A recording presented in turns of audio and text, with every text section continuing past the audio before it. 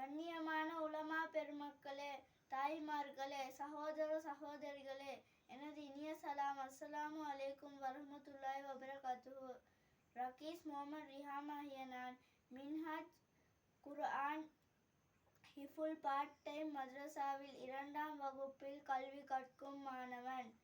இப்போது நான் கூறப்போகிற விடயம் ஹஜ்ஜத்துல் விதா.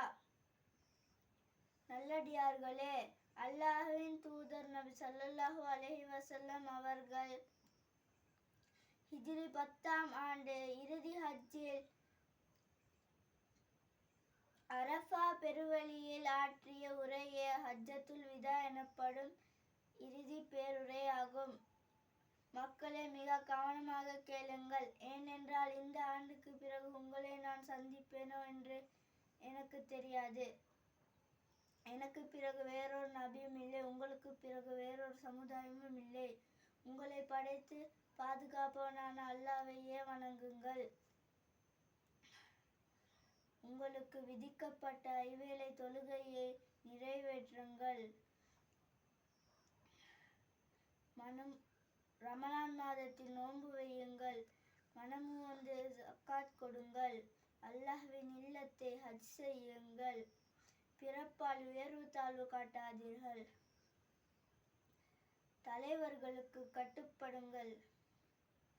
மேற்கூறிய நற்செயல்களால் நீங்கள் அல்லாஹ் உங்களுக்காக படைத்த சுவனத்தில் நீங்கள் நுழைவீர்கள் இன்ஷா அல்லாஹ். மக்களே, தெரிந்து கொள்ளுங்கள், உங்கள் இறைவன் ஒருவனே, உங்கள் தந்தையும் ஒருவரே. மறுமையில் அல்லாஹ் உங்களிடம் என்னை பற்றி விசாரணை செய்வான். நீங்கள் என்ன கூறுவீர்கள் என்று நபி ஸல்லல்லாஹு அலைஹி வஸல்லம் அவர்கள் மக்களிடம் கேட்டார்கள்.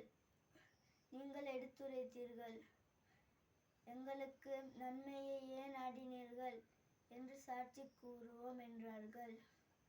அதன் பிறகு தனது ஆட்காட்டி விரலை வானில் நோக்கி உயர்த்தி, அல்லாஹ் இதற்கு நீயே சாட்சி, அல்லாஹ் இதற்கு நீயே சாட்சி, அல்லாஹ் இதற்கு நீயே சாட்சி என்று 3 முறை கூறி அவர்களினது பேருரையை நபி ஸல்லல்லாஹு அலைஹி வஸல்லம் அவர்கள் இனிதே நிறைவு செய்தார்கள்.